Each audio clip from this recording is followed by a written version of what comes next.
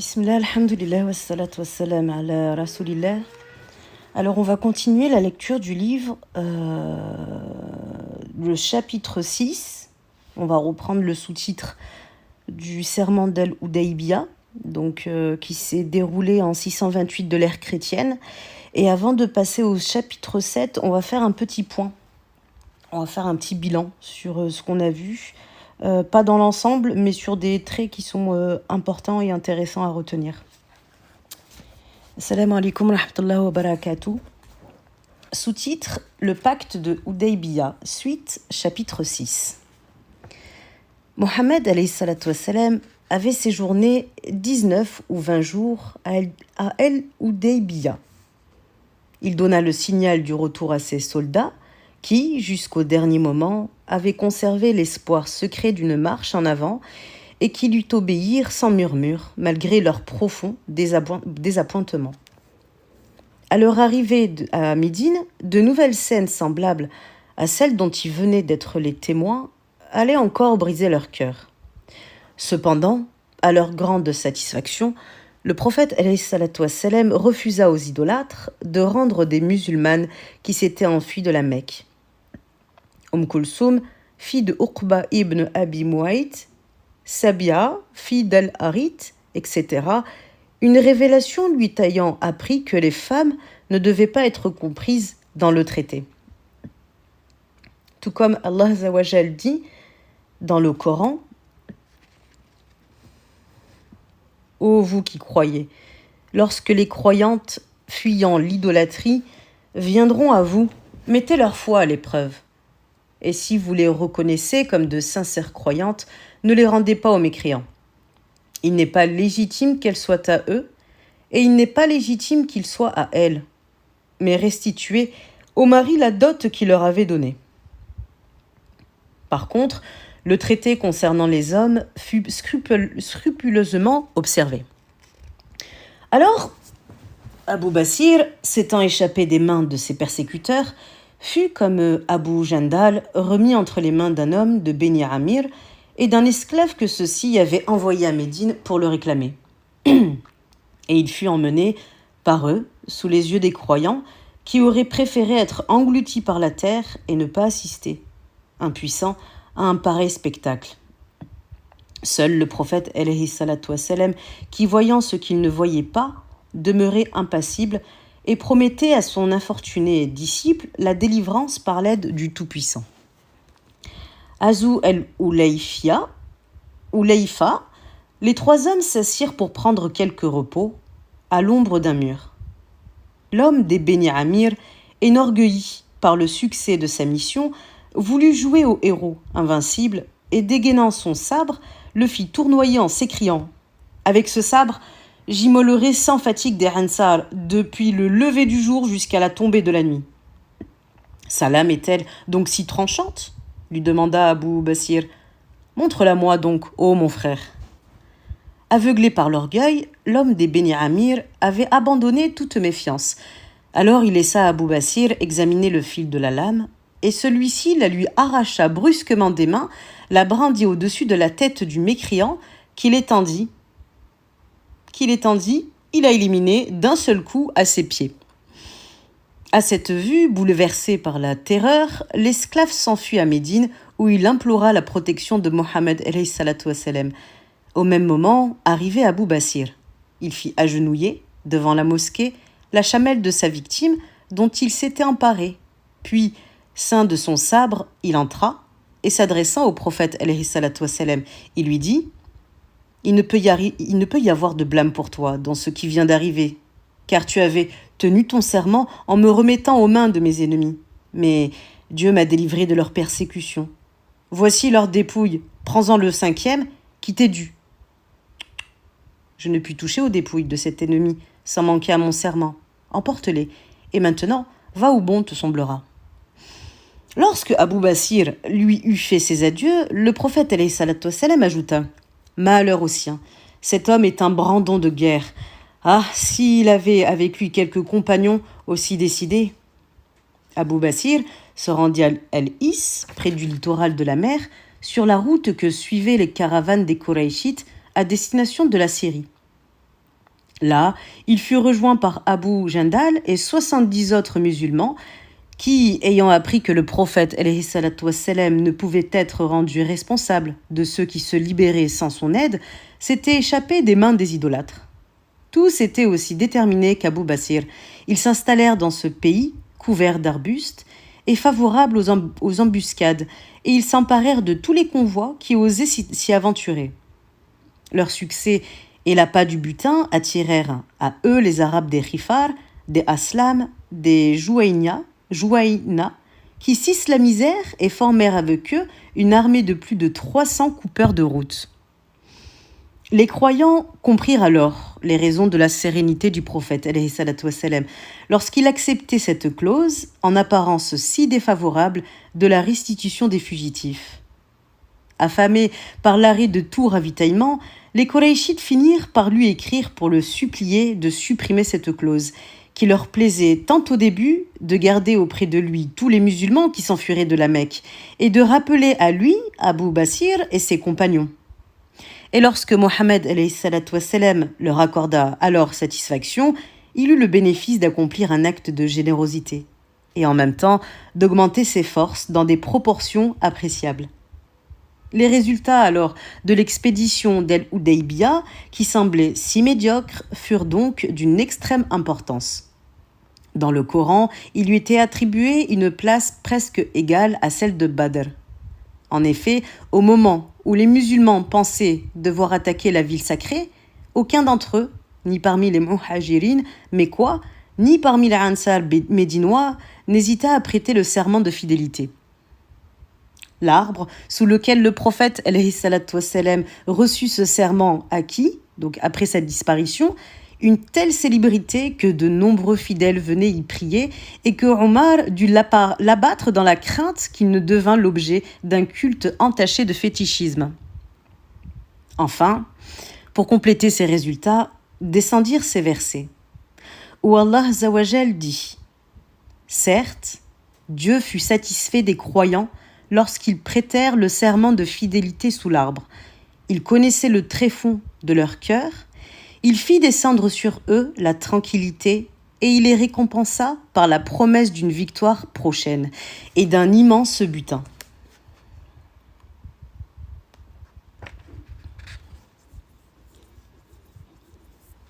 Chapitre 7. Mohammed alayhi salatu wassalam n'était jamais parvenu à attirer sincèrement les Juifs dans son alliance, malgré toutes les avances qu'il leur avait prodiguées. Ceux-ci, nous l'avons vu plus haut, ne pouvaient admettre que le prophète, attendu fût d'une race étrangère à la leur, ni lui pardonner d'avoir, par la fraternité religieuse, mis fin aux discordes séculaires des Médinois dont ils tiraient jadis tant de profit. Enfin, les victoires remportées par les Arabes islamisés leur faisaient craindre de tomber pour toujours sous le joug arabe. Aussi, chaque nouveau succès des armées musulmanes provoquait-il chez les Juifs un redoublement de jalousie, et leur perfidie allait-elle dégénérer en une hostilité déclarée qui devait nécessiter une longue série d'expéditions. Pour plus de clarté, nous réunirons dans un même chapitre l'ensemble de ces expéditions, bien qu'elle ait eu lieu à des dates espacées. Donc là, nous allons étudier les différentes expéditions qui ont eu lieu en l'an 624, en l'an 625 de l'ère chrétienne, en l'an 627, 628, et il s'agit donc des différentes expéditions contre les Juifs des différentes tribus.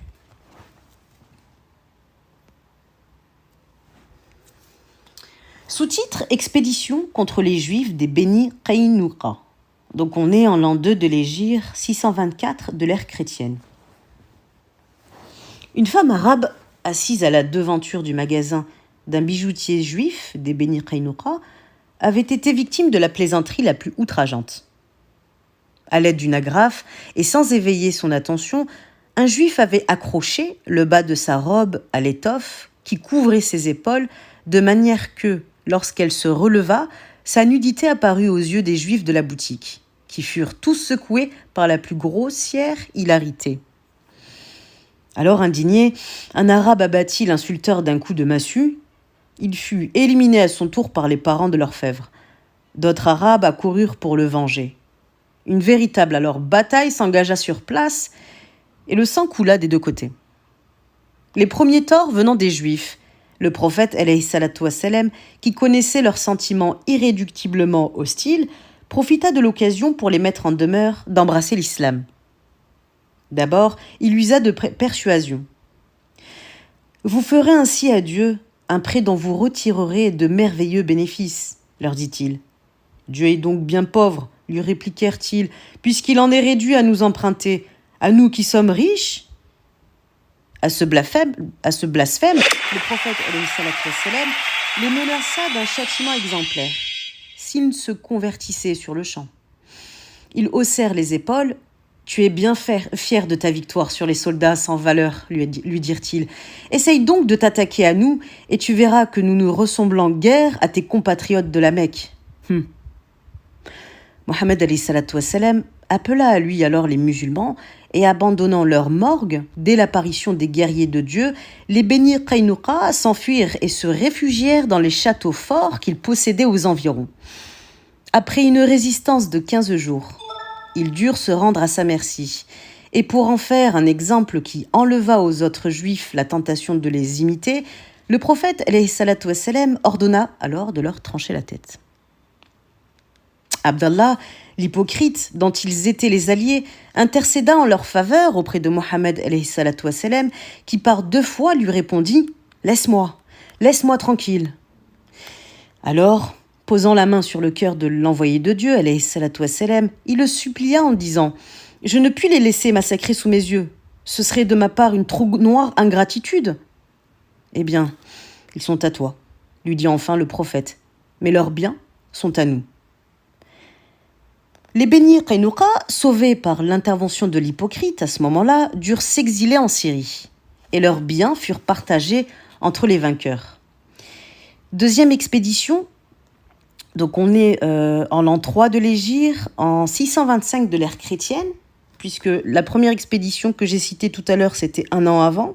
Là, on est situé 1 an après, et c'est une expédition contre les Juifs de Beni an-Nazir.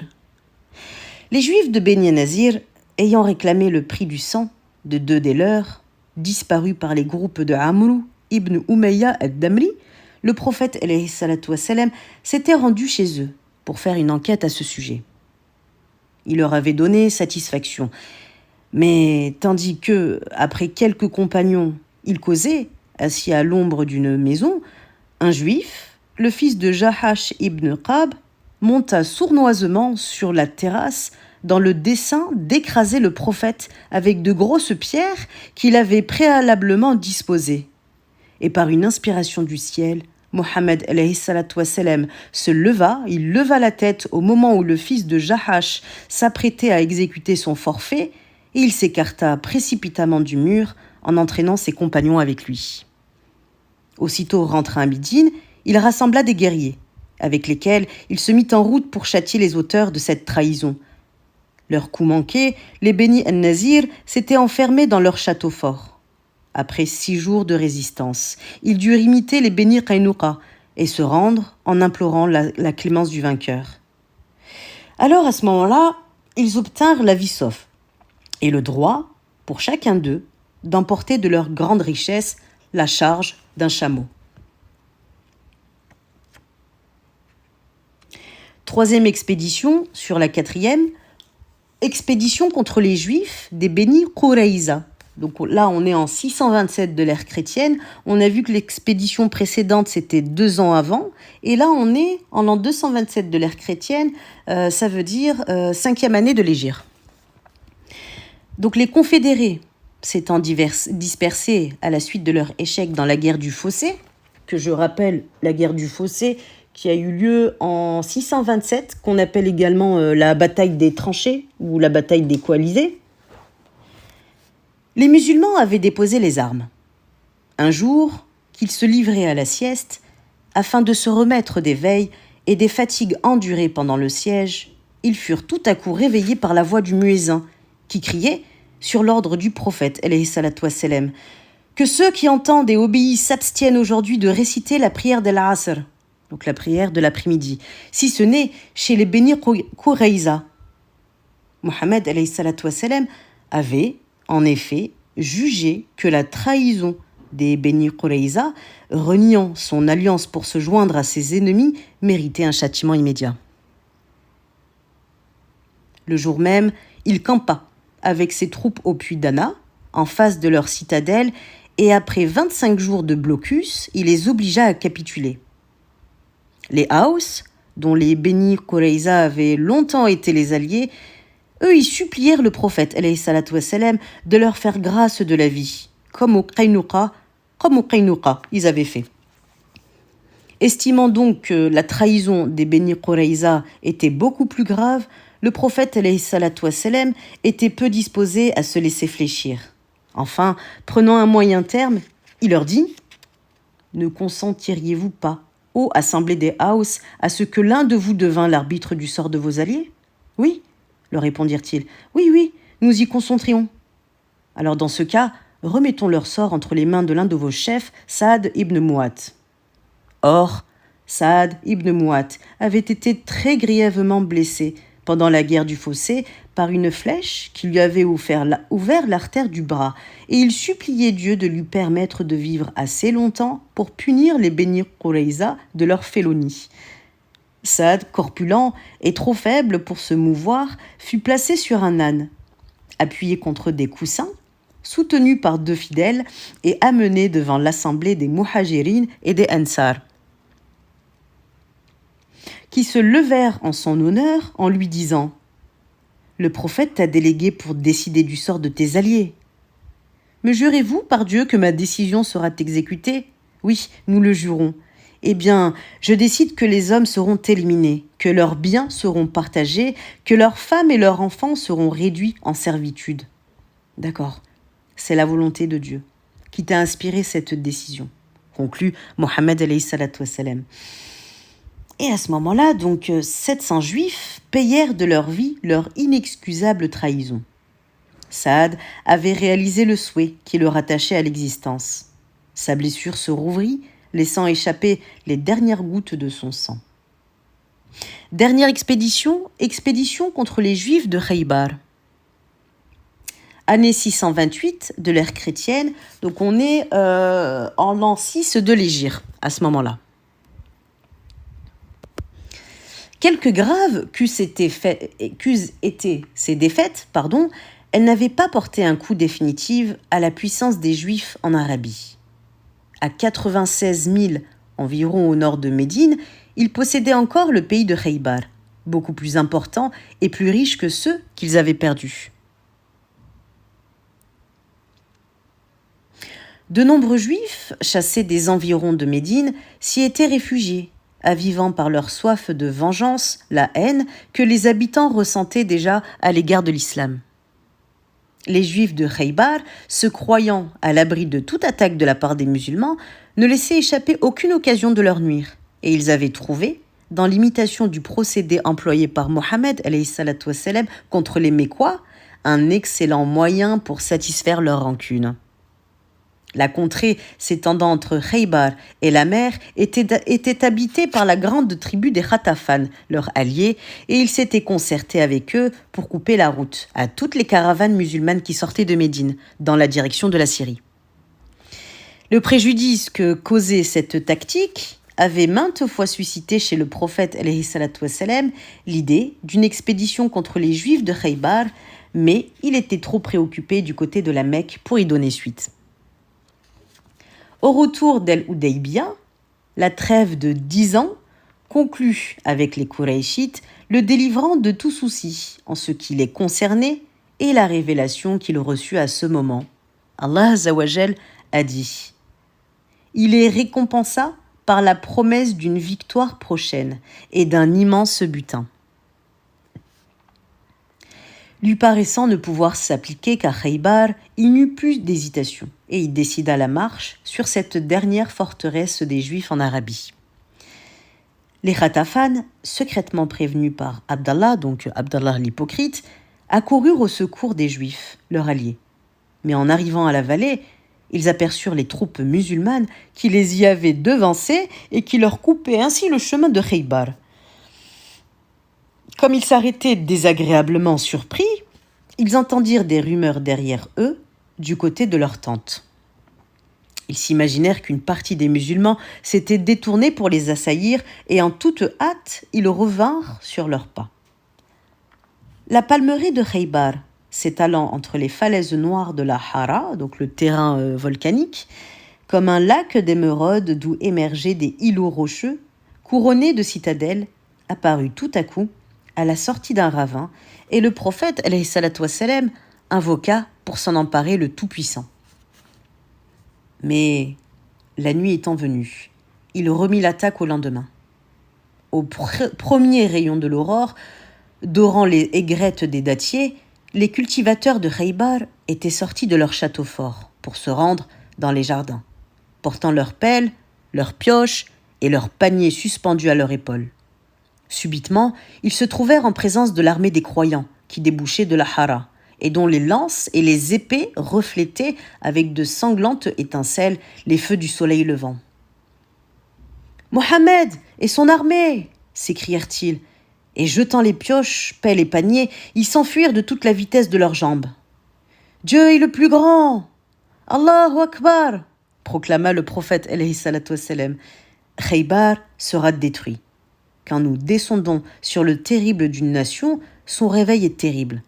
Et voyez, sinistre présage, ses habitants nous ont abandonné leurs outils pour saper leurs remparts et creuser leurs tombeaux. » La première des citadelles de Khaybar, qui tomba entre les mains de musulmans, fut celle de Naïm. Ils y perdirent Mahmoud ibn Maslama, qui, fatigué d'avoir lutté toute la journée, en plein soleil sous sa lourde armure, s'était imprudemment approché du rempart pour se reposer à l'ombre, et une pierre de meule à blé, lancée par un des créneaux, brisa le casque du valeureux soldat, lui fendit la tête et fit retomber la chair de son front sur ses yeux. Blessé de la sorte, il fut apporté au prophète alayhi salatu wassalam, qui remit à sa place le lambeau de chair en le maintenant par un turban, mais aucun soin ne put avoir raison de la gravité de la blessure, et Mahmoud ne tarda pas à expirer. Les citadelles d'Ennata, bientôt investies, offrirent une résistance plus opiniâtre. Pour amener les assiégés à capituler, alors le prophète alayhi salatu wassalam avait ordonné de couper, sous leurs yeux, 400 des palmiers de leur oasis. Mais ce fut en vain. Alors, il mit fin à cette dévastation contraire à ses principes.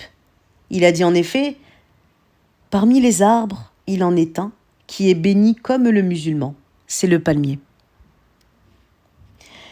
Le siège se prolongeant, la famine commençait à se faire sentir et à décourager les assiégeants, lorsqu'un juif, capturé par Omar, offrit au prophète alayhi salatu wassalam, pour obtenir grâce de la vie, de précieuses indications.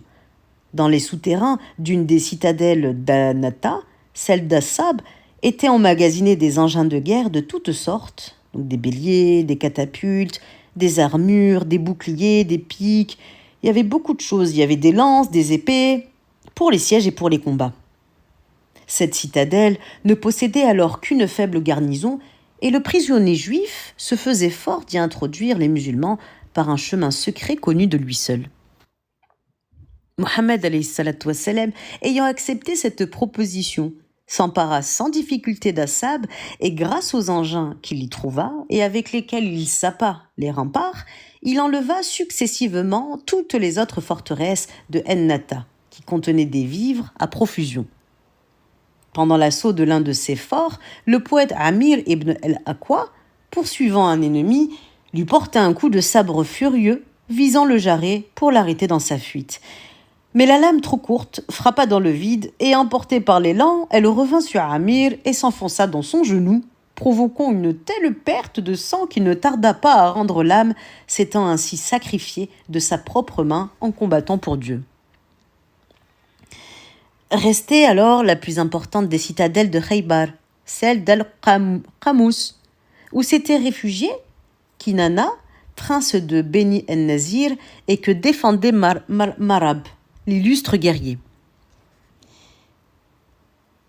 Construite au sommet d'un rocher noir aux parois verticales et entourée de savantes fortifications, cette citadelle était réputée imprenable. Après 10 jours d'efforts acharnés, les croyants réussirent cependant à ouvrir une brèche dans les remparts. Le prophète alayhi salatu wassalam s'y lança, entraînant ses compagnons par son exemple, mais après avoir couru les plus graves dangers, il fut obligé de se retirer.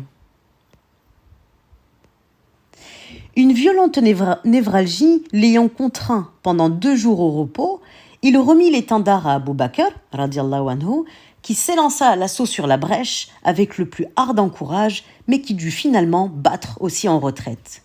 Omar le remplaça alors et accomplit des prodiges de vaillance, mais sans plus de succès. À la nouvelle de leur échec, Mohammed alayhi salatu wassalam déclara « Par Dieu, demain, je confierai le drapeau à un homme intrépide auquel la fuite est inconnue, qui aime Dieu et son envoyé et qui est aimé d'eux. C'est lui qui, par la force, s'emparera d'El-Qamous. »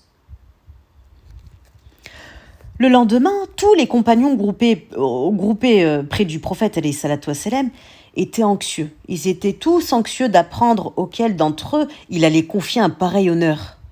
Mais sans arrêter ses regards de leur côté, alors il envoya chercher Ali, qui avait été retenu loin du combat par une douloureuse ophtalmie et qui arriva, conduit par la main d'un ami, les yeux recouverts d'un bandeau. « Approche, lui dit-il, approche, prends ça, prends et garde ce drapeau, jusqu'à ce que le Tout-Puissant t'ouvre ses remparts. » « Mais, ô prophète, mes yeux me font cruellement souffrir, et je ne distingue même pas la place où je pose les pieds, lui répondit Ali. Mohammed alayhi salatu wassalam appuya la tête de Ali sur ses genoux, il écarta les paupières tuméfiées, frotta les yeux rougis avec un peu de sa salive, et aussitôt l'inflammation disparut, ainsi que toute trace de douleur.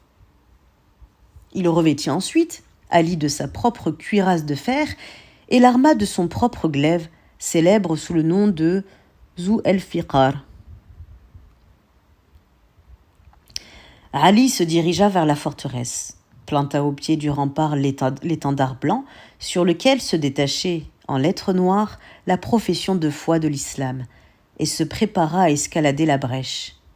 El-Hérite, à la tête de quelques juifs, tenta de barrer le passage aux héros musulmans, mais il succomba sous ses coups, et les soldats qui le suivaient tournèrent les talons.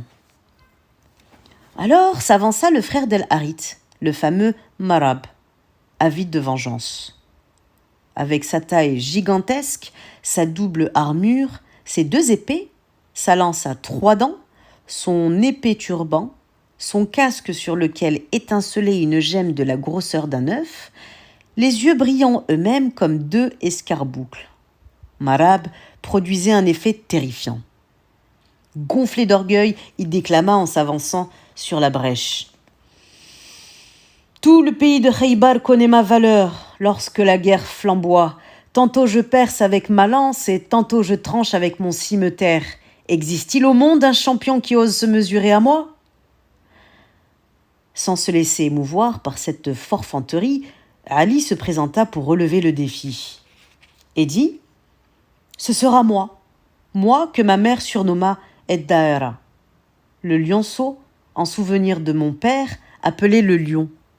Avec mon sabre, je te mesurerai de la bonne mesure. » À cette réponse, Marab devint pourpre de rage et se précipita sur Ali le sabre haut. Sous son choc formidable, l'air résonna longuement et l'on eût pu croire que le champion de l'islam venait d'être anéanti. Mais la lame du terrible juif n'avait rencontré que le bouclier, dans lequel elle s'était enfoncée profondément et se trouvait retenue. Sans laisser à son adversaire le temps de la dégager et lui abandonnant son bouclier devenu inutile et gênant, alors Ali riposta par un coup de taille prodigieux qui fendit le casque, le turban et la tête de son ennemi, dispersant ainsi sa tête et ne s'arrêtant que sur la barrière des dents. Le géant s'écroula comme une tour, dans un nuage de poussière et avec le fracas du tonnerre. Pris d'épouvante, les soldats juifs s'enfuirent, poursuivis par ceux de Ali, lequel arracha de ses gonds la lourde porte de rempart et s'en servit comme d'un bouclier à la place de celui qui avait été brisé entre ses mains. La résistance fut de courte durée et El-Qamouz, l'imprenable, tomba au pouvoir des guerriers de l'islam. À cette nouvelle, les Juifs de Fadak et de Ouadi el-Qoura, pays situés à quelques journées de marche vers le nord, envoyèrent leur soumission. Et, d'accord avec leurs co-religionnaires de Khaybar, ils supplièrent le prophète alayhi salatu wassalam de les laisser comme fermiers sur leurs terres, dont seuls ils connaissaient les procédés de culture, et de leur accorder, comme rémunération de leur travail, la moitié des récoltes. Alors Mohammed alayhi salatu wassalam y consentit, mais avec cette restriction que les croyants pouvaient plus tard revenir sur cette décision s'ils le jugeaient nécessaire. Khaybar était le plus riche. Khaybar était le plus riche pays de tout le Hedjaz. Aussi, le butin fut-il considérable. Une moitié fut destinée aux frais du pèlerinage qui devait avoir lieu dans le courant de l'année, et l'autre fut partagée entre les guerriers. Les terres, exception faite de la part revenant au prophète alayhi salatu wassalam, et aux orphelins, furent divisées de telle sorte que chaque homme reçut un lot, et chaque cheval 2 lots, soit 3 lots pour un cavalier. Ceci afin d'encourager l'élevage des chevaux. En outre, un cadeau spécial était réservé à celui qui possédait un cheval de pure race. Et là, on va lire l'importance qui est accordée aux chevaux par le prophète alayhi salatu wassalam. Ces mesures nous prouvent l'importance que le prophète alayhi salatu wassalam, l'importance qu'il attribuait aux chevaux dans la destinée des Arabes. Jusqu'alors, en effet, les chevaux étaient fort rares en Arabie et considérés comme des animaux de luxe. Menés en laisse à côté des chameaux que montaient les guerriers, ils n'étaient utilisés qu'au moment de la charge et dans la poursuite de l'ennemi. Le prophète alayhi salatu wassalam compléta ces mesures par l'institution de courses destinées à surexciter l'amour-propre des éleveurs et des cavaliers. Et dans le Coran, pour inspirer la crainte du jour de la rétribution, sont pris à témoin les chevaux qui galopent à perte d'haleine. Allah Azza wa Jal dit dans le Coran, par les coursiers aux naseaux reniflants, donc les coursiers qui sous-entend les chevaux, par les coursiers aux naseaux reniflants, par les coursiers qui lancent du feu sous les battements de leurs sabots, qui donnent l'assaut au petit matin, qui tracent des nuages de poussière, qui s'enfoncent au cœur des cohortes ennemies. En vérité, l'homme est ingrat envers son Seigneur. De son ingratitude, il est lui-même le témoin. Et il n'est ardent que pour les biens de ce monde. Ignore-t-il donc que, lorsque sera bouleversé ce que recèlent les tombes, ce jour-là, son Seigneur sera sur lui le bien informé.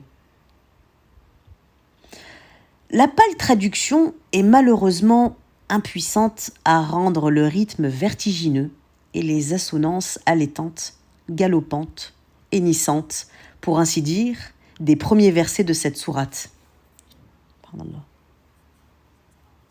Un des cavaliers les plus célèbres de cette époque, Abdallah ibn Abisar, qui fut plus tard donc le gouverneur de l'Égypte et qui infligea aux Romains, sur terre et sur mer, de si cruelles défaites, éprouvait à l'égard de cette sourate un enthousiasme tel qu'il a récité sans cesse.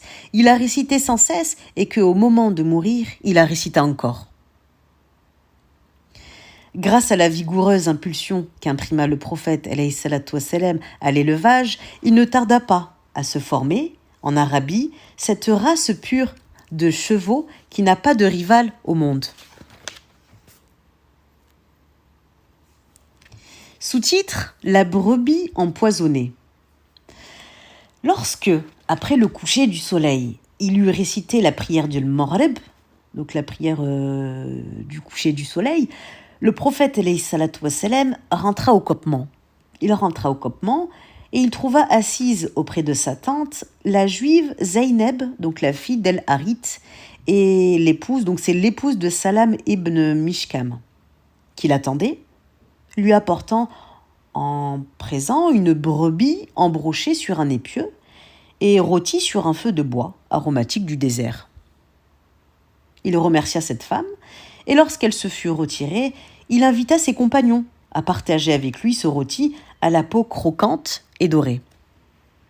Le premier, il en détacha une épaule, dans laquelle il mordit, et il se mit à en mâcher un morceau. À son imitation, un des convives, Bishr ibn el-Bara, prit une bouchée de viande, la mâcha et l'avala. Les autres convives avaient déjà étendu les mains pour agir de même lorsque le prophète alayhi salatu wassalam rejeta la bouchée qu'il mâchait et les arrêta vivement en s'écriant « Retirez vos mains ! Cette épaule vient de m'apprendre qu'elle était empoisonnée. »« Par celui qui est le généreux, s'exclama Béchir. J'avais à ma bouchée une saveur étrange et compris ce qui en était. Mais te voyant mâcher la tienne, je ne pouvais la rejeter, par respect pour toi. Et si le poison devait détruire ton existence, quel goût me fût-il resté pour la mienne ?» À peine Béchir avait-il prononcé ces mots que sa figure, envahie par une teinte noirâtre, se convulsa et qu'il roula sur le sol en proie à l'intolérable souffrance. Sur le champ, le prophète alayhi salatu wassalam envoya quérir la juive et lui dit « Tu as empoisonné cette brebis ?» Et elle lui répond « Mais qui te l'a appris ?»« Ceci !» Et il lui montra le morceau d'épaule qu'il tenait à la main. Et elle lui avoua en lui disant « Oui, c'est vrai. »« Mais pourquoi as-tu agi de la sorte ?»« Eh ben, je vais te dire. Mon père, mon oncle, mon mari et une partie de mon peuple ont subi le triste sort que tu sais par ton fait. Et j'ai pensé que si Mohammed n'est qu'un roi puissant, je le supprimerai et je satisferai leur vengeance et la mienne. Et si au contraire il est vraiment un prophète, il ne courra aucun danger puisqu'il est prophète, puisque par Dieu il sera averti de mon dessein. » Cette habile réponse avait calmé le prophète alayhi salatu wassalam. Il allait peut-être pardonner à la coupable son abominable forfait. Mais Béchir, étant mort à cet instant-là, il la livra aux parents de ce dernier, qui était venu réclamer vengeance. L'empoisonneuse fut alors crucifiée et les restes de la funeste brebis furent jetés dans les flammes. Mais bien que Mohammed alayhi salatu wassalam eut presque immédiatement rejeté la bouchée traîtresse, donc la viande empoisonnée, le poison s'était infiltré.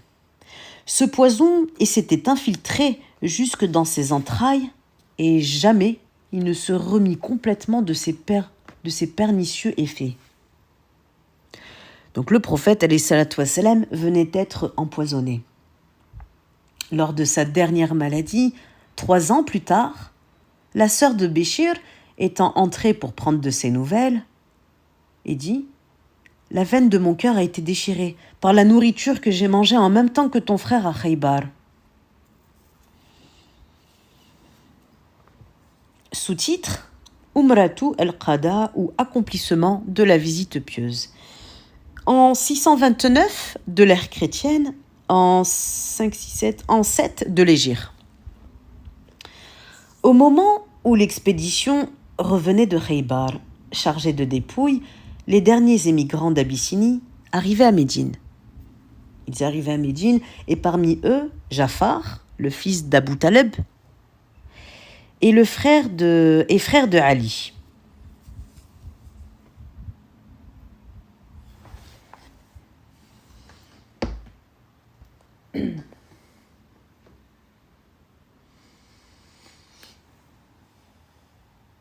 Oui, parce que Jafar et Ali, donc c'est les enfants de Abu Talib, le cousin du prophète alayhi salatu wassalam. C'est des frères, donc c'est des cousins du prophète alayhi salatu wassalam. Donc je disais, et parmi eux, Jafar, le fils d'Abu Talib et frère de Ali. Ce retour réjouit beaucoup Mohammed alayhi salatu wassalam. Avec effusion, Il baisa Jafar entre les yeux, donc il l'embrassa entre les yeux, et il déclara: de la prise de Khaybar ou du retour de Jafar, je ne sais ce qui me cause la joie la plus grande. Parmi ceux qui étaient revenus se trouvait aussi Habiba, la fille d'Abu Sufyan, le mortel ennemi du prophète alayhi salatu wassalam. Habiba avait émigré avec son mari, Ubaydallah ibn Jahsh, mais ce dernier s'était fait chrétien. Et il a disparu en Abyssinie, tandis qu'elle restait, elle, fervente musulmane. Afin de récompenser une pareille fidélité, et aussi dans l'espoir de désarmer par une alliance un de ses adversaires les plus acharnés, le prophète, alayhi salatu wassalam, il avait envoyé Amr ibn Umayya auprès du roi Négus pour le prier de le marier par procuration avec Habiba. Habiba, que je rappelle, qui est la fille du prophète, la fille de Abu Sufyan, astaghfirullah.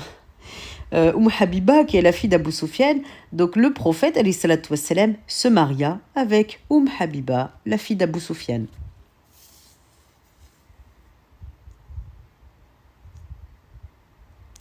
Ainsi fut-il fait, et à son arrivée à Médine, Habiba entra dans la maison de son illustre époux. Quant aux émigrants, Mohammed alayhi salatu wassalam proposa de les admettre au partage du butin de Khaybar, ce qui fut accepté d'un consentement unanime. Et ils se trouvèrent ainsi dédommagés de l'abandon qu'ils avaient fait de leurs biens et de leur patrie pour conserver leur foi. La date à laquelle le traité d'Al-Hudaïba lui donna le droit de venir avec ses disciples à la Mecque pour y visiter les lieux saints étant arrivée, le prophète alayhi salatu wassalam allait pouvoir alors satisfaire un de ses vœux les plus ardents et revoir enfin sa patrie. Suivi du même nombre de pèlerins et poussant devant lui le même nombre de chameaux destinés au sacrifice que dans l'expédition d'Al-Hudaybiyah, il reprit le chemin de la ville sacrée.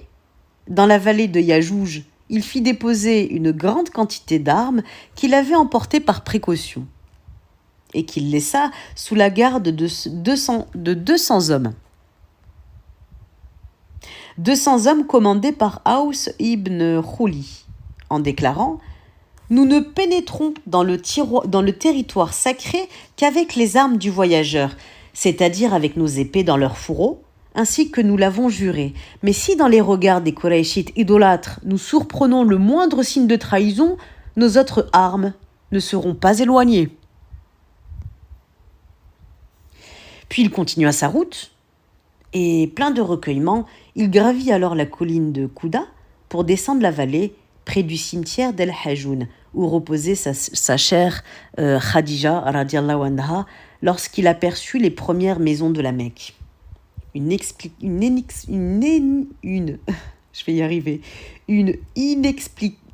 inexprimable, je suis désolée, émotion s'empara de lui, aux souvenirs et aux espoirs qu'elles évoquaient. Et dans la crainte d'une trahison de la part des mécréants, ne l'obligea à des représailles souillant du sang de ses compatriotes la ville qu'il avait vue naître. Il s'écria « Ô Seigneur, préserve-nous de tout malheur dans la ville sacrée. » Et il ne cessa de répéter cette invocation jusqu'à l'instant où il en sortit. À l'approche des croyants, les notables mécois, exaspérés du retour triomphal de ceux qu'ils avaient exilés, abandonnèrent alors la ville pour aller cacher leur fureur impuissante dans leur campement des ravins environnants. Quant à la foule des habitants, elle était, comme toutes les foules, dominée par le sentiment de la curiosité, et elle se groupa soit sur les hauteurs du mont Qayqan, soit sur la terrasse de Dar al-Nadwa, ou la maison du conseil, d'où elle pouvait plonger ses regards dans l'enceinte du temple.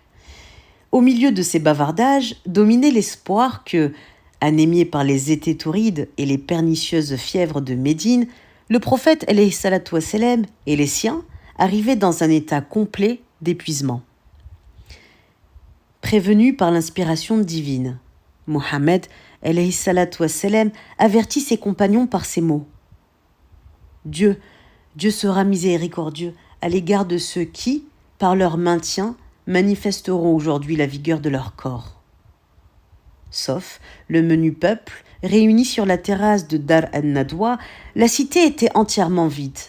Et le prophète alayhi salatu wassalam aurait pu s'en emparer, sans coup férir, mais son âme, incapable d'une pareille trahison, était entièrement absorbée par de pieuses pensées. Monté sur sa chamelle el-Qawsa, dont la bride était tenue par Abdallah ibn Rawaha et entouré de son cortège de disciples, il traversa majestueusement les faubourgs sous les yeux des ennemis qu'il n'honora même pas d'un regard. Il mit pied à terre. Il mit pied à terre au seuil du temple, se drapa dans son manteau, en rejetant une aile par-dessus son épaule gauche, et découvrant alors son épaule et son bras droit. Puis il embrassa la pierre noire et accomplit le tawaf, c'est-à-dire les 7 tournées rituelles autour de la Kaaba. Les 3 premières, d'une allure rapide et cadencée, qu'on nomme Ramel ou Hawara, dans le but de manifester l'état de vigoureuse santé des croyants aux yeux des infidèles qui les observaient et qui, hoquant la tête, se dirent les uns aux autres. Voilà donc les hommes que l'on nous dépeignait comme anémiés par les chaleurs et les fièvres de Médine. Et dans leur fort intérieur, les mécréants s'avouèrent que de pareils hommes, dont la santé morale surpassait encore la santé physique, étaient assurés du triomphe. Les 4 autres tours du tawaf furent accomplis, cela avec lenteur et avec dignité. Mohammed alayhi salatu wassalam, ne voulant pas exiger des siens un inutile effort, et depuis ce jour, cette façon d'accomplir le tawaf fut religieusement observée par les pèlerins.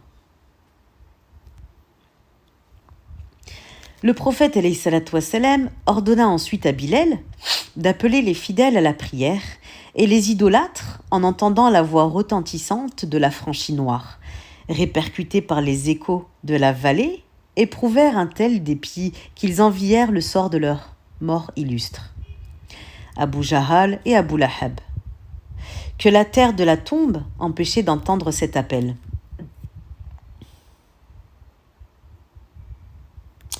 Oui, parce que rappelons que Abu Jahal et Abu Lahab,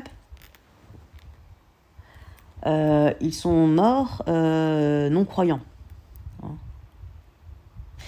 Après la prière, Mohammed alayhi salatu wassalam remonta sur sa chamelle pour accomplir le saï, c'est-à-dire la course entre les 2 collines d'Asafa et Al-Marwa, chassant par son exemple les scrupules des croyants qui, gênés par la présence des idoles Isaf et Naïla, érigées en cet endroit, avaient jusqu'alors hésité à accomplir cette cérémonie.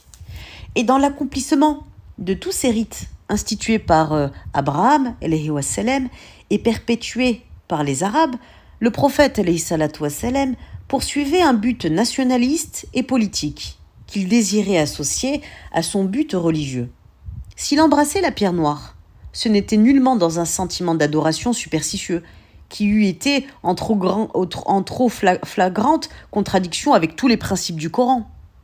C'était uniquement dans un sentiment de vénération pour cette relique de son glorieux ancêtre.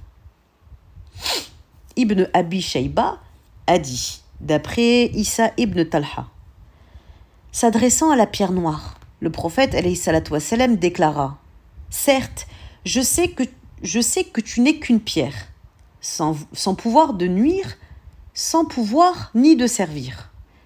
Puis il l'embrassa. Alors, l'un après l'autre, Abu Bakr puis Omar vinrent l'embrasser en déclarant: par Dieu, je sais que tu n'es qu'une pierre, sans pouvoir de nuire, sans pouvoir de servir, et si je n'avais vu le prophète t'embrasser, je ne t'embrasserais point. De même, dans le seil et dans les ablutions, au puits de Zamzam, Mohammed alayhi salatu wassalam perpétuait le souvenir touchant de l'ancêtre des Arabes, Ismaël, et de sa mère, Hajar. N'ayant pas la force de porter plus loin son malheureux enfant, succombant à la soif dans un horrible désert, Hajar l'avait déposé sur le sol, à l'ombre d'un arbuste, et s'étant élancé au sommet d'une colline, dans l'espoir de découvrir au loin un puits ou une source, mais en vain. Alors, dans sa crainte que l'âme d'Ismaël se fût échappée de son corps, Hajar, sa maman, était revenue, allaitante, à ses côtés. Puis elle avait gravi une autre colline dans le même but, sans plus de succès. Et elle était redescendue, torturée par la même angoisse. Et par cette fois, elle avait recommencé, Hajar, sa course désespérée entre les deux collines. Affolée, elle pensait ne plus retrouver qu'un cadavre lorsqu'elle aperçut enfin son fils chéri, Ismaël, se désaltérer à une source qui, sur l'ordre du compatissant, venait de jaillir sous le talon du pauvre petit enfant et à laquelle fut donné le nom de Zamzam. À l'imitation de Hajar, les pèlerins doivent parcourir cette fois la voie d'angoisse qu'elle suivit entre ces deux collines. Donc là, on a l'explication pourquoi les pèlerins ils font la distance à Safa et Al-Marwa. Ils doivent également boire et s'ablutionner à la source de Zamzam. Le lendemain, en commémoration du sacrifice d'Abraham, alayhi wa salam, les victimes furent immolées dans la vallée de Mina. Leur chair fut partagée entre les pèlerins, et ceux-ci, s'étant rasé la tête, rentrèrent dans l'état de Hir, c'est-à-dire de la vie habituelle, qu'ils avaient quitté depuis Dhu el-Hulayfa. Et pendant qu'il était encore en état de Ihram, Mohammed alayhi salatu wassalam, par un privilège spécial dû à sa situation d'envoyé de Dieu, il avait épousé une femme de la Mecque nommée Maïmouna. Celle-ci était âgée d'une 50aine d'années et d'une extrême pauvreté. Mais elle devait, par son alliance, amener à l'islam de notables recrues. Et tout d'abord, son beau-frère El-Abbas, donc l'oncle du prophète Mohammed salam, qui remplit auprès d'elle la fonction de tuteur et qui prononça son union avec le prophète salam. Mais le mariage ne fut consommé qu'à la première étape du retour vers Médine. En dépit de la colère des Qurayshites, idolâtres, qui n'avaient pas voulu subir la vue du pèlerinage de leurs ennemis, le prophète salam avait atteint son but, celui d'apprendre aux Arabes de toute la péninsule qu'ils n'avaient aucunement l'intention d'abolir leurs traditions séculaires et qu'ils voulaient consacrer au contraire tous ses efforts à fortifier ces traditions en les ramenant à la pureté primitive. La Umrah d'Al-Qada eut ainsi une énorme répercussion. Elle amena d'immédiates conversions, entre autres celles de trois grands personnages, donc qui sont Uthman ibn Talha, Amru ibn al-As et Khalid ibn al-Walid. Et elle prépara la majorité des Arabes à suivre leur exemple. Sous-titre: Ambassade envoyée par le prophète alayhi salatu wassalam aux principaux souverains du monde.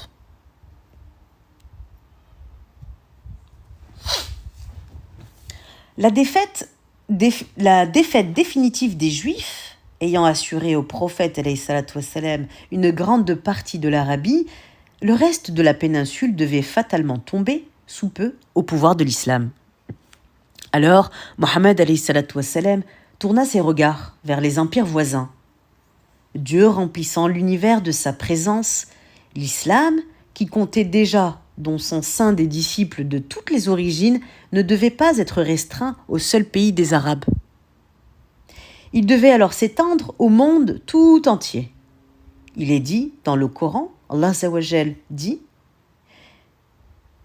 dans la sourate 34, verset 28, « Nous t'avons envoyé vers tous les hommes sans exception. » Mohammed alayhi salatu wassalam adressa donc aux monarques les plus puissants de la terre, des ambassadeurs chargés de lettres, les invitant à embrasser la religion de Dieu, l'unique, lettre cachetée au moyen d'un sceau sur lequel il avait fait graver ces mots. En 3 lignes superposées.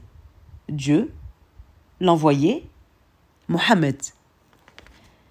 Au reçu du message, El-Mundir, le roi de Bahreïn, et Bazan, le vice-roi du Yémen, ils se convertirent dès qu'ils reçurent le message. La lettre. El-Muqawqis, donc le vice-roi d'Égypte, envoya de riches présents parmi lesquels, outre la mule blanche d'Uldul et l'âne Yafour, se trouvait une jeune esclave d'une rare beauté, Maria, la copte, dont Mohammed fit sa concubine. Et ensuite, on a l'empereur des Romains, Héraclius, et le roi Négus d'Abyssinie, qui, eux, répondirent chacun par une lettre des plus courtoises.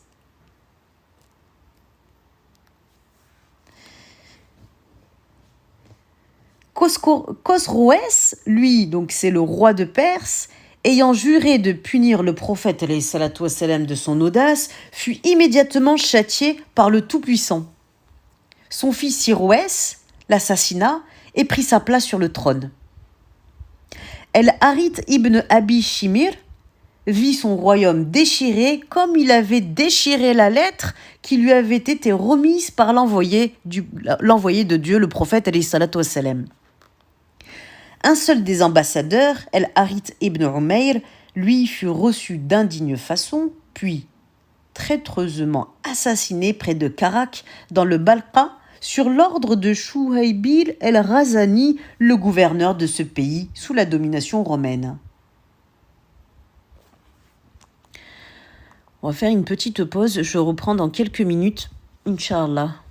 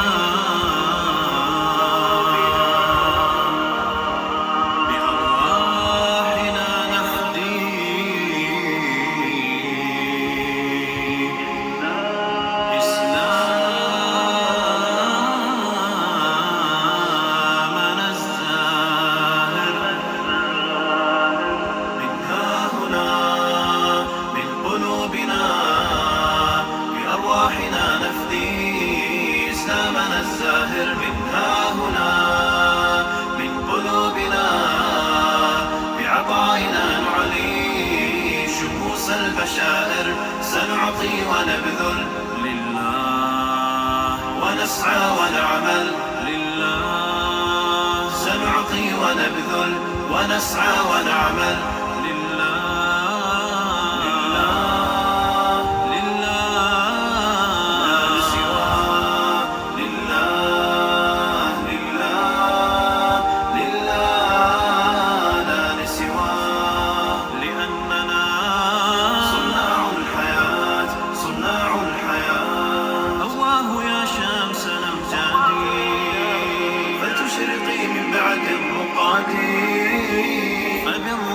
سنفدي حمانا وللدين شباب يلبي الله يا شمس الأمجاد فتشرقي من بعد الرقاد فبالروح سنفدي حمانا وللدين شباب يلبي سنعطي ونبذل لله ونسعى ونعمل لله سنعطي ونبذل ونسعى ونعمل لله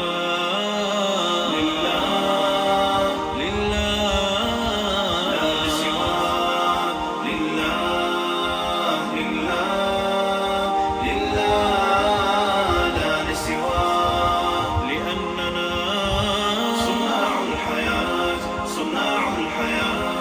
قرآننا يا راية تعم يا راية النفس به تسمو دستور الحياة به ننفو لجنة الخلد هيا فاشدو قرآننا يا راية تعلو يا راية النفس به تسمو دستور الحياة به ننفو لجنة الخلد هيا فاشدو سنعطي ونبذل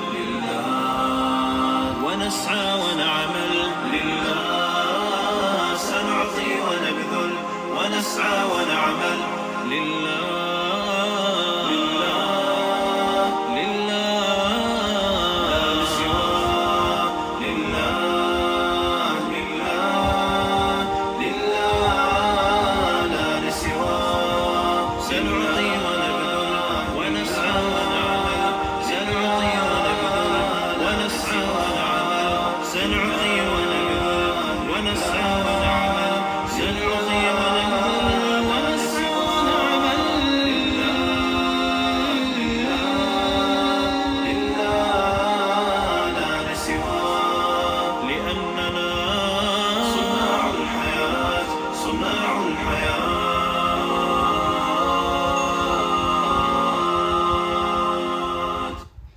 Avec un Dremel, vous pouvez fabriquer un rocher pour vos lézards.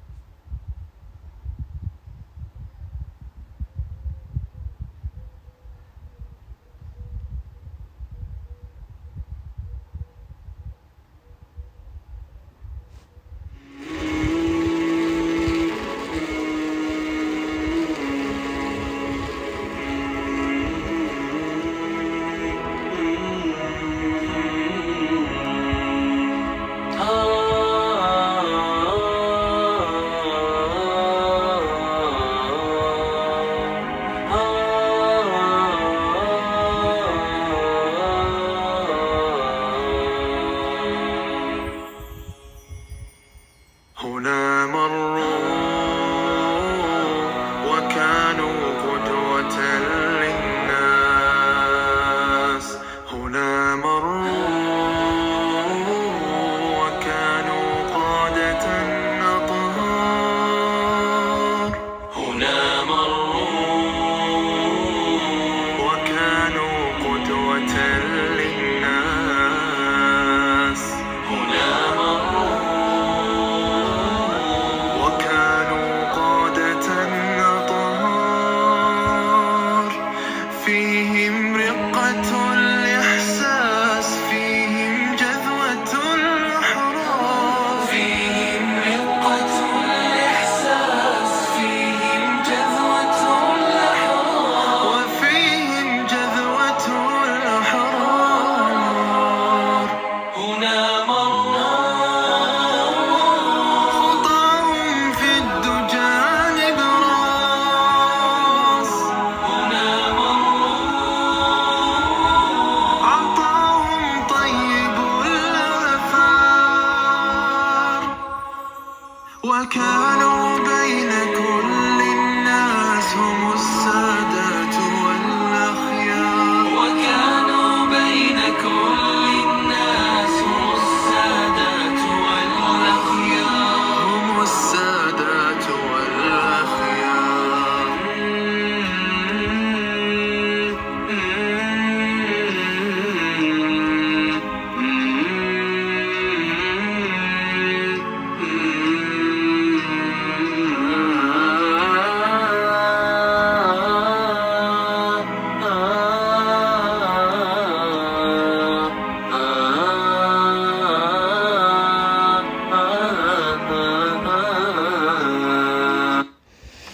Bismillah, alhamdulillah, wassalat wassalam ala rasoulillah, salam alaikum wa rahmatullahi wa barakatuh. On reprend la lecture. Chapitre 6, sous-titre Expédition de Mouta. Année 629 de l'ère chrétienne, an 7 de l'Hégire. Lorsque la nouvelle de cet attentat contre son ambassadeur parvint au prophète, alayhi salatu wassalam, il résolut d'en tirer une vengeance immédiate, bien qu'il ne se dissimulât point les dangers de l'entreprise. Les croyants devaient avoir cette fois devant eux non seulement les Arabes de Syrie, plus nombreux que ceux du Hedjaz, mais aussi les troupes romaines qui occupaient le pays du Balqa. À la tête de 3000 hommes qu'il avait rassemblés, le prophète alayhi salatu wassalam plaça Zaïd ibn Haritha.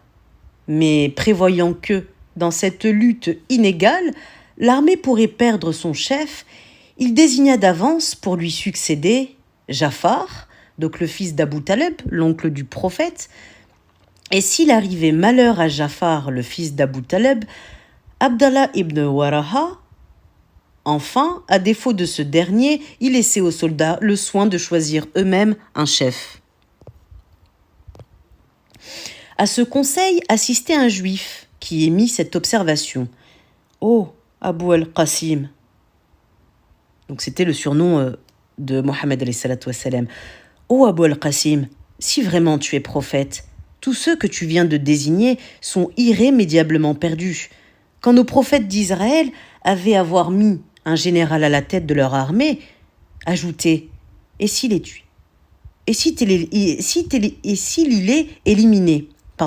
parce qu'il y a des termes que je ne peux pas employer en live, sinon la vidéo saute. Donc ici, il est éliminé.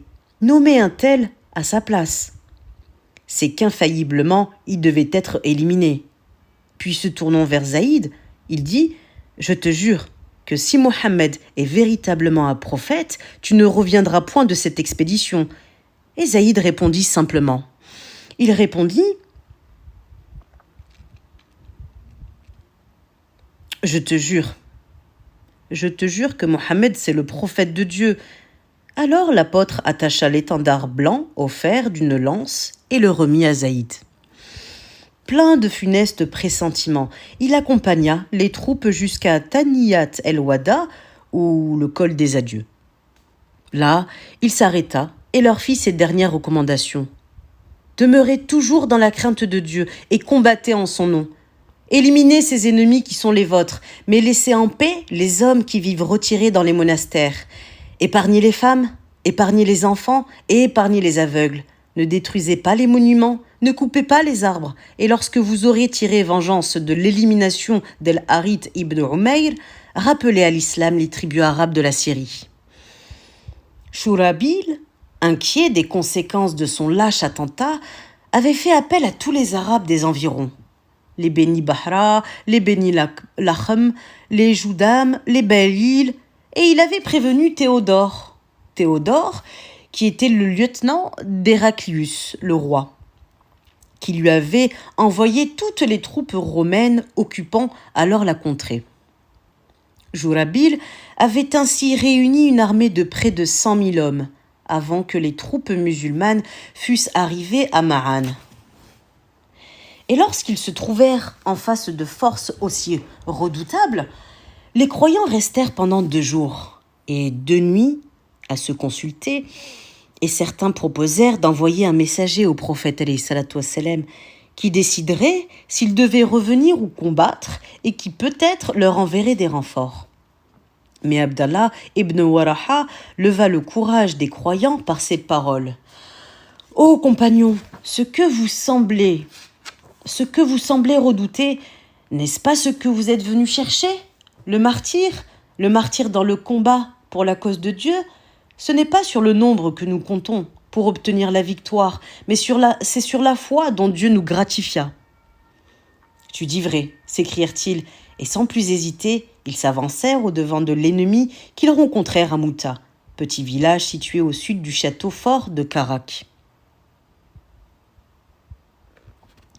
Tels des lions, ils s'élancèrent au milieu des masses ennemies, dont le chef, Malik ibn Zafila, fut éliminé d'un coup de lance. Mais revenus de leur première surprise et profitant de leur grande supériorité numérique, les mécréants ne tardèrent pas à reprendre l'avantage et à envelopper les musulmans de toutes parts. Accablé par le nombre, Zaïd ibn Haritha fut éliminé des héros. Et suivant les recommandations du prophète, alayhi salatu wassalam, Jafar s'élança pour relever l'étendard que les mains crispées de Zaïd serraient encore et pour prendre le commandement à sa place. Jafar, donc je rappelle, qui est le fils d'Abu Talib, le cousin du prophète alayhi salatu wassalam, était monté sur un magnifique alezan.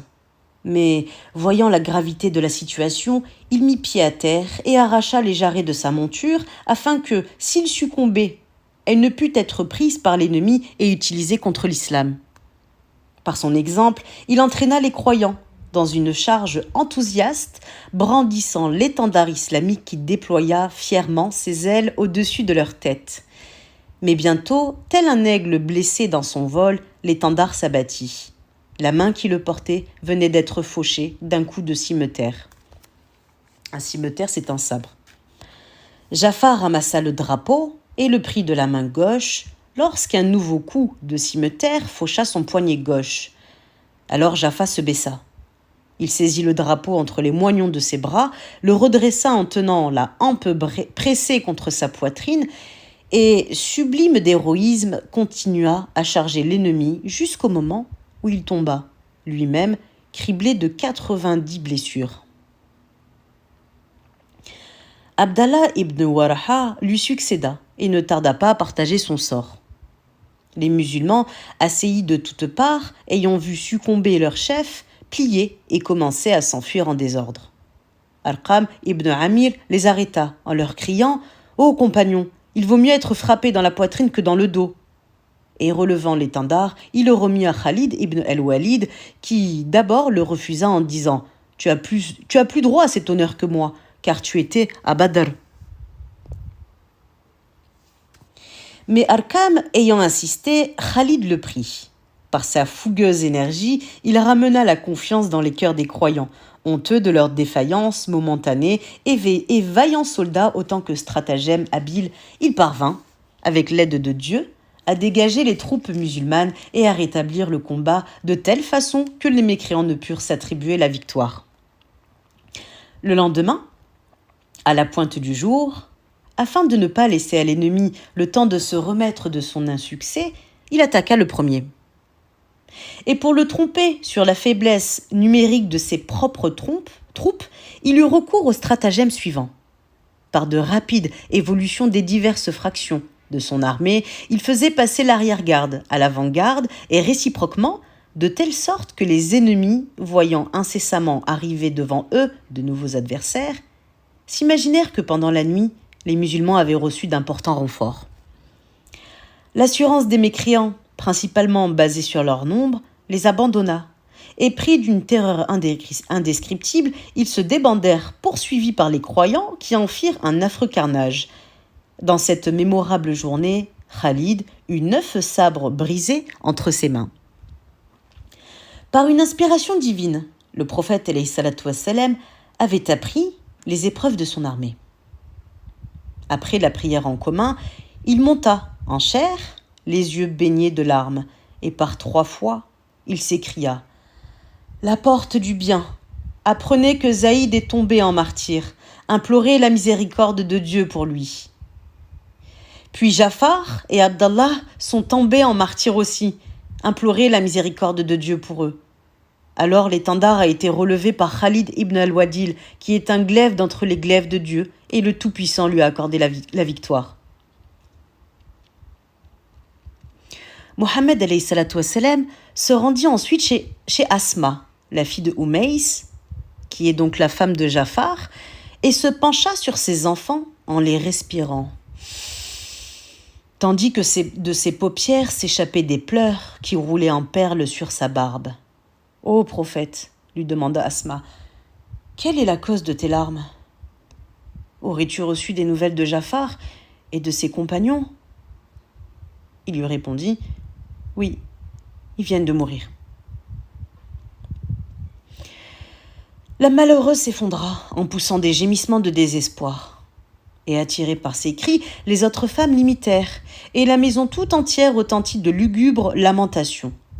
Le prophète alayhi salatu wassalam ordonna à un de ses compagnons d'imposer le silence à ces femmes en disant « Il ne convient pas de pleurer ainsi sur Jafar, car il a obtenu la plus belle des récompenses. Et je prie Dieu de le remplacer sur la terre dans sa postérité par les plus accomplis des enfants. » Tout à coup, il leva les yeux vers le ciel et murmura « Et sur vous, le salut et la miséricorde de Dieu. » « Mais à qui t'adresses-tu, ô prophète ?» lui demandèrent ses compagnons. « Je viens de voir passer Jafar au milieu d'un cortège d'anges. Il s'est levé dans le paradis avec des ailes constellées de rubis à la place de ses mains coupées. Il m'a salué et je lui ai répondu. » Et Suhail, qui nous rapporte cette tradition, a bien soin d'ajouter « Ce ne sont là que des images. Les ailes symbolisent la force surnaturelle de l'âme de Jafar et les rubis, les gouttes précieuses de son sang. »